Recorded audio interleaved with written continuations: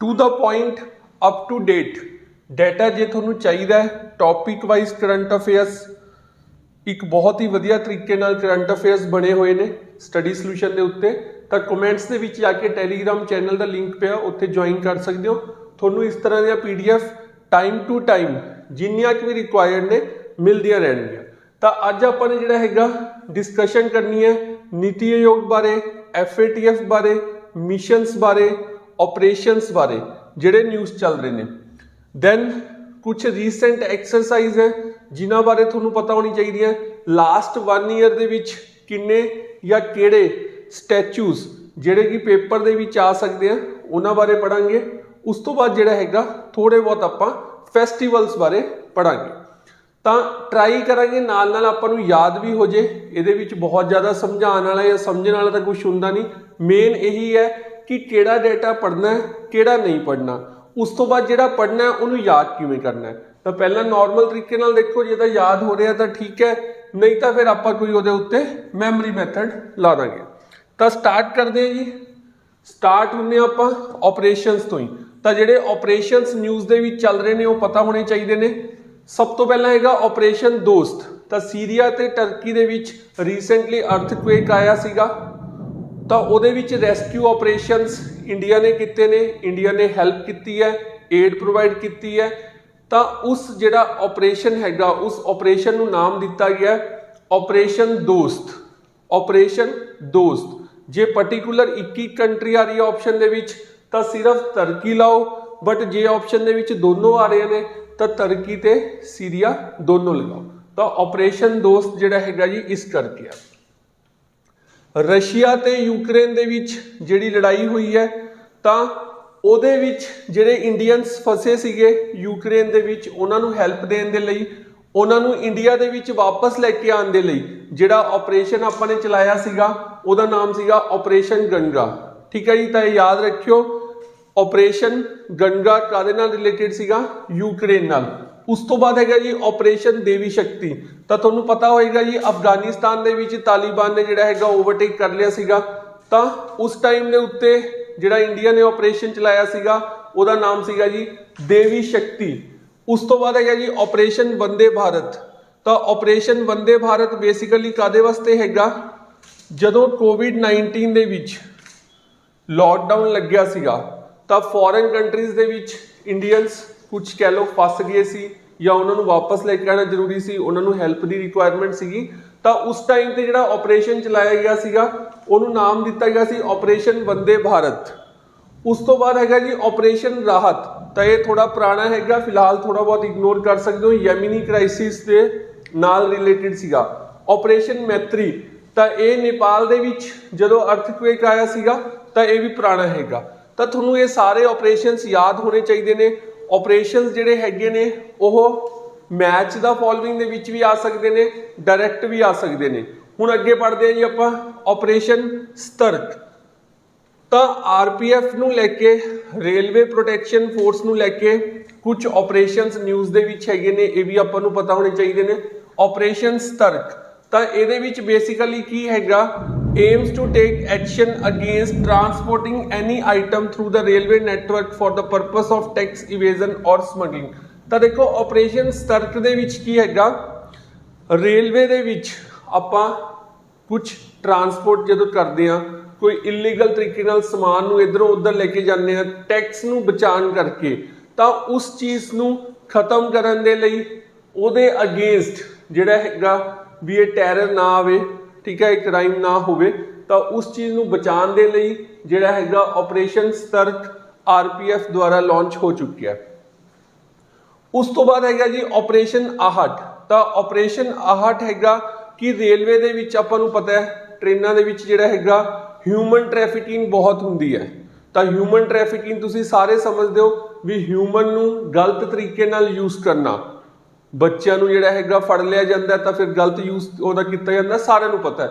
तो उस चीज़ नूं खत्म करन दे लई एक ऑपरेशन हैगा जिहदा नाम है ऑपरेशन आहट। ऑपरेशन आहट। सिमिलरली एक सॉरी एक सीगा जी ऑपरेशन नन्हे फरिश्ते। तो ये बेसिकली की सीगा मान लो जिमें ਰਸਤੇ ਦੇ ਵਿੱਚ ਜਾਂਦੇ ਹੋਏ ਟ੍ਰੇਨ ਦੇ ਵਿੱਚ ਚਿਲਡਰਨ ਲੌਸਟ ਹੋ ਜਾਂਦੇ ਨੇ, ਸਾਰਿਆਂ ਨੂੰ ਪਤਾ ਕਈ ਵਾਰ ਬੱਚੇ ਇੱਧਰ ਉੱਧਰ ਹੋ ਜਾਂਦੇ ਨੇ, ਤਾਂ ਉਹਨਾਂ ਬੱਚਿਆਂ ਨੂੰ ਜਿਹੜਾ ਹੈਗਾ ਬਚਾ ਕੇ ਫੈਮਿਲੀ ਨੂੰ ਵਾਪਸ ਕਰਨਾ, ਮਤਲਬ ਉਸ ਬੱਚਿਆਂ ਦੀ ਕੇਅਰ ਕਰਨਾ, ਤਾਂ ਇਹਨੂੰ ਲੈ ਕੇ ਜਿਹੜਾ ਹੈਗਾ ਇੱਕ ਆਪਰੇਸ਼ਨ ਲਾਂਚ ਹੋਇਆ ਹੈ ਜਿਹਦਾ ਨਾਮ ਹੈ ਨੰਨੇ ਫਰਿਸ਼ਤੇ। ਦੈਨ ਇੱਕ ਆਪਣਾ ਹੈਗਾ ਜੀ ਆਪਰੇਸ਼ਨ ਉਪਲਬਧ। ਇਹ ਬੇਸਿਕਲੀ ਕੀ ਹੈਗਾ, ਹੁਣ ਆਪਾਂ ਨੂੰ ਪਤਾ ਹੈ ਬਲੈਕ ਮਾਰਕੀਟਿੰਗ ਬਹੁਤ ਜ਼ਿਆਦਾ ਚੱਲਦੀ ਹੈ, ਜਿਵੇਂ ਟਿਕਟਸ ਦੇ ਵਿੱਚ ਜਿਹੜਾ ਹੈਗਾ ਜਦੋਂ ਅਰਜੈਂਸੀ ਹੁੰਦੀ ਹੈ, ਐਮਰਜੈਂਸੀ ਹੁੰਦੀ ਹੈ ਤਾਂ ਬਲੈਕ ਟਿਕਟਸ ਵਿਕਦੀਆਂ ਨੇ, ਸਾਰਿਆਂ ਨੂੰ ਪਤਾ ਹੈ। ਤਾਂ ਉਸ ਚੀਜ਼ ਨੂੰ ਖਤਮ ਕਰਨ ਦੇ ਲਈ ਉਹਨਾਂ ਨੇ ਇੱਕ ਆਪਰੇਸ਼ਨ ਉਪਲਬਧ ਚਲਾਤਾ ਵੀ ਸਭ ਕੁਝ ਇੱਥੇ ਉਪਲਬਧ ਹੈਗਾ, ਤੁਹਾਨੂੰ ਬਿਨਾਂ ਮਤਲਬ ਤੋਂ ਫालतू ਪੈਸੇ ਦੇਣ ਦੀ ਰਿਕੁਆਇਰਮੈਂਟ ਨਹੀਂ ਹੈ। ਤਾਂ ਇਸ ਤਰ੍ਹਾਂ ਜਿਹੜੇ ਹੈਗੇ ਨੇ ਆਪਣੇ ਮੇਨ ਆਪਰੇਸ਼ਨਸ ਹੋ ਗਏ, ਠੀਕ ਹੈ ਜੀ। ਹੁਣ ਇਸ ਤੋਂ ਬਾਅਦ ਆਪਾਂ ਕਰ ਲੈਂਦੇ ਹਾਂ ਜੀ ਆਪਰੇਸ਼ਨਸ ਤੋਂ ਬਾਅਦ ਜਿਹੜਾ ਹੈਗਾ ਸਟੈਚੂਸ ਦੇਖ ਲੈਂਦੇ ਹਾਂ, ਜਿਹੜੇ ਕਿ ਮੋਸਟ ਇੰਪੋਰਟੈਂਟ ਨਿਊਜ਼ ਦੇ ਵਿੱਚ ਰਹੇ ਨੇ ਪਿਛਲੇ ਸਾਲ। ਤਾਂ ਇਹਦੇ ਵਿੱਚ ਜਿਹੜਾ ਹੈਗਾ ਰਿਕਲਾਈਨਿੰਗ ਸਟੈਚੂ, ਤਾਂ ਰਿਕਲਾਈਨਿੰਗ ਸਾਰੇ ਸਮਝਦੇ ਹੋ ਜੀ, ਲੇਟਿਆ ਹੋਇਆ, ਤਾਂ ਉਹ ਜਿਹੜਾ ਸਟੈਚੂ ਹੈਗਾ ਜੀ ਉਹ ਬੋਧ ਗਇਆ ਬਿਹਾਰ ਲਾਰਡ ਬੁੱਧਾ ਦਾ ਹੈਗਾ।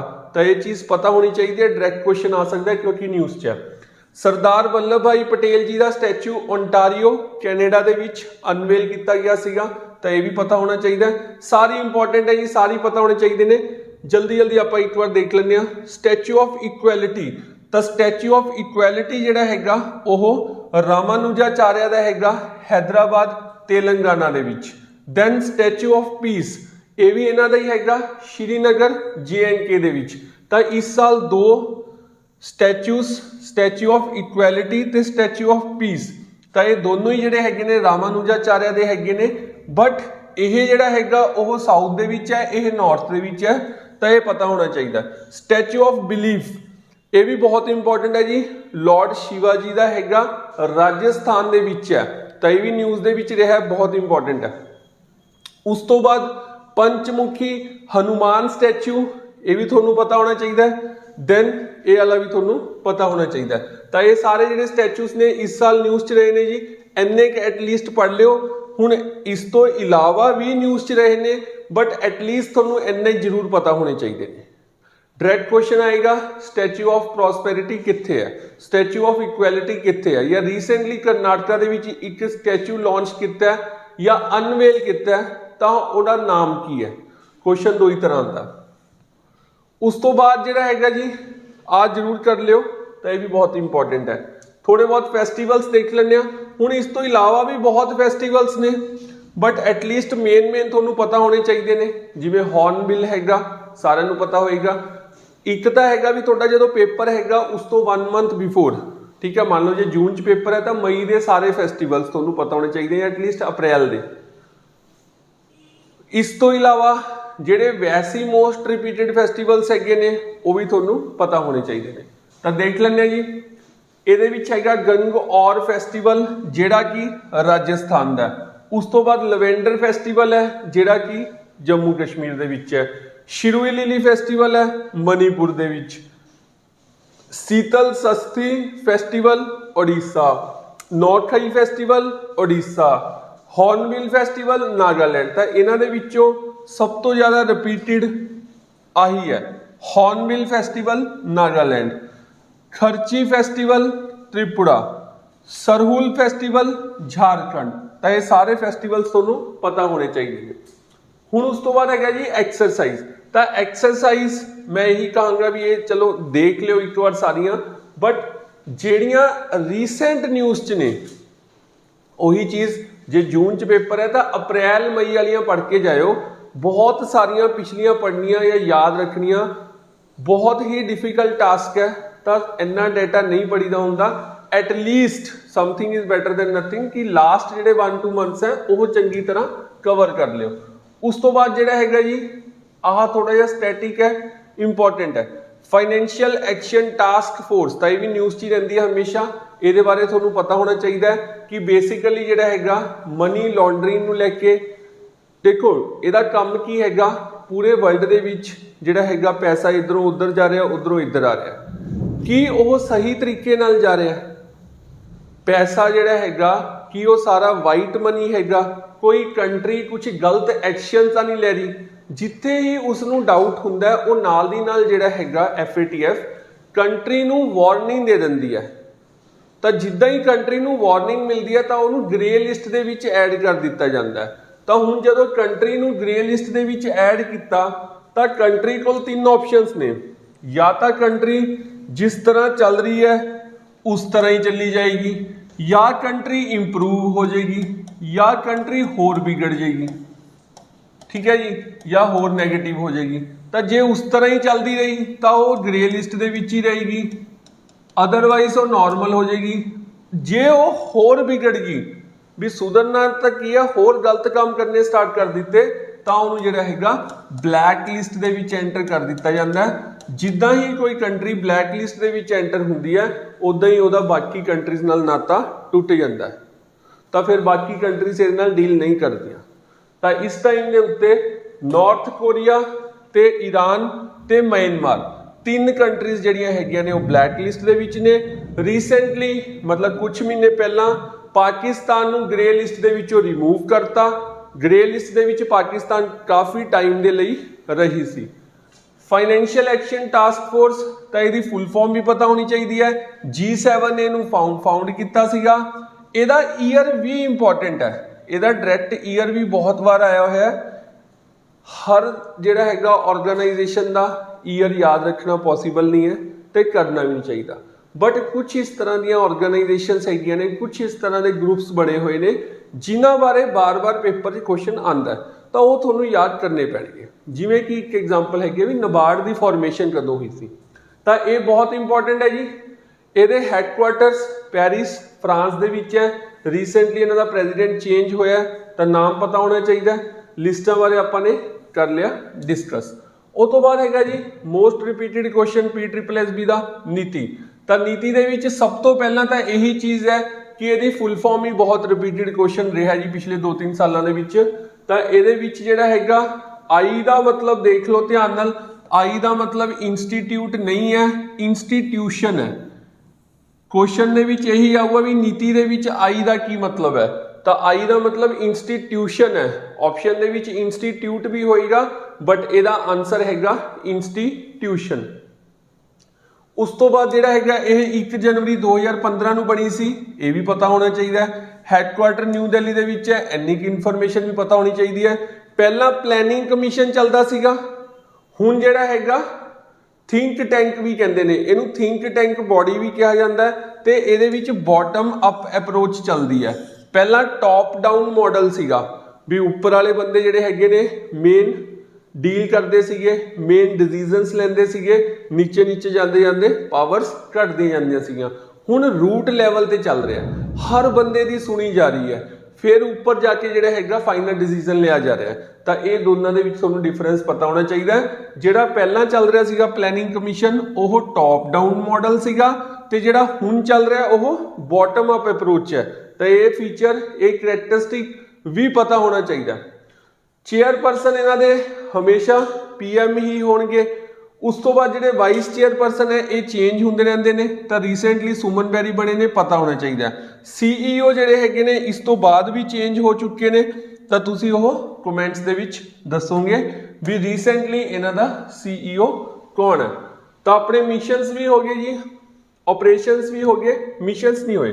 मिशन स्टार्ट करते हैं जी, देखो मिशनस भी तुहानूं पता होने चाहिए ने। मिशनस दे विच जिहड़ा हैगा तुहानूं ये चीज़ पता होनी चाहिए है। आदित्य L1, चंद्रयान 3, गगनयान, शुक्रयान, समुद्रयान। ਇਹਦੇ ਵਿੱਚ ਤੁਹਾਨੂੰ ਇੱਕ ਤਾਂ ਇਹੀ ਪਤਾ ਹੋਣਾ ਚਾਹੀਦਾ ਵੀ ਕਾਦੇ ਨਾਲ ਰਿਲੇਟਡ ਹੈ, ਈਅਰ ਵੀ ਪਤਾ ਹੋਣਾ ਚਾਹੀਦਾ ਹੈ, ਠੀਕ ਹੈ। ਤਾਂ ਆਦਿਤਿਆ L1 ਸਭ ਤੋਂ ਪਹਿਲਾਂ ਹੈਗਾ ਜੀ ਆਦਿਤਿਆ L1 ਈਸਰੋ ਦਾ ਹੈਗਾ, ਇੰਡੀਅਨ ਸਪੇਸ ਰਿਸਰਚ ਆਰਗੇਨਾਈਜੇਸ਼ਨ ਦਾ, sun and the solar corona, ठीक है। तो ये ਜਿਹੜਾ ਹੈਗਾ जून जुलाई 2023 ਦੇ ਵਿੱਚ ਹੋਣਾ, ਤਾਂ ਇਹ ਪਤਾ ਹੋਣਾ ਚਾਹੀਦਾ। ਤਾਂ ਇਹ ਤੁਹਾਡੇ ਸਾਹਮਣੇ ਹੈਗੇ ਜੀ, बहुत ही सिंपल ਜਿਹੀਆਂ ਚੀਜ਼ਾਂ ਨੇ, ਇਹਦੇ ਵਿੱਚ ਸਮਝਣ ਵਾਲਾ ਹੈ, ਸਮਝਾਉਣ ਵਾਲਾ ਕੁਝ ਖਾਸ ਨਹੀਂ ਹੈ। ਜਲਦੀ ਜਲਦੀ ਇੱਕ ਵਾਰ ਰੀਡ ਕਰ ਲੈਂਦੇ ਆ। चंद्रयान 3, तो चंद्रयान 1 ਤੇ 2 ਦਾ ਵੀ ਬੇਸਿਕ ਪਤਾ ਹੋਏਗਾ। 3 ਜਿਹੜਾ ਹੈਗਾ ਉਹ ਲਿਊਨਰ ਮਿਸ਼ਨ ਨੂੰ ਲੈ ਕੇ ਹੈਗਾ, ਅਗਸਤ 2023 ਦੇ ਵਿੱਚ ਹੋਣਾ। ਫਿਰ ਹੈਗਾ ਗਗਨयान, ਤਾਂ ਇਹਦੇ ਵਿੱਚ ਹਿਊਮਨ ਸਪੇਸ ਫਲਾਈਟ ਹੈ, ਮਤਲਬ ਸਪੇਸ ਫਲਾਈਟ ਦੇ ਵਿੱਚ ਹਿਊਮਨ ਜਾਣਗੇ, ਬੰਦੇ ਜਾਣਗੇ ਦਸੰਬਰ 2024। ਤਾਂ ਤੁਸੀਂ ਕਮੈਂਟਸ ਦੇ ਵਿੱਚ ਦੱਸ ਦਿਓ ਇਹਨਾਂ ਦੇ ਵਿੱਚੋਂ ਕਿਹੜਾ ਮਿਸ਼ਨ ਪੋਸਟਪੋਨ ਹੋ ਚੁੱਕਿਆ। ਸ਼ੁਕਰਯਾਨ ਮਿਸ਼ਨ ਜਿਹੜਾ ਹੈਗਾ ਉਹ ਵੀਨਸ ਨੂੰ ਲੈ ਕੇ ਹੈ, ਇਹ ਵੀ ਚੀਜ਼ ਪਤਾ ਹੋਣੀ ਚਾਹੀਦੀ ਹੈ 2031।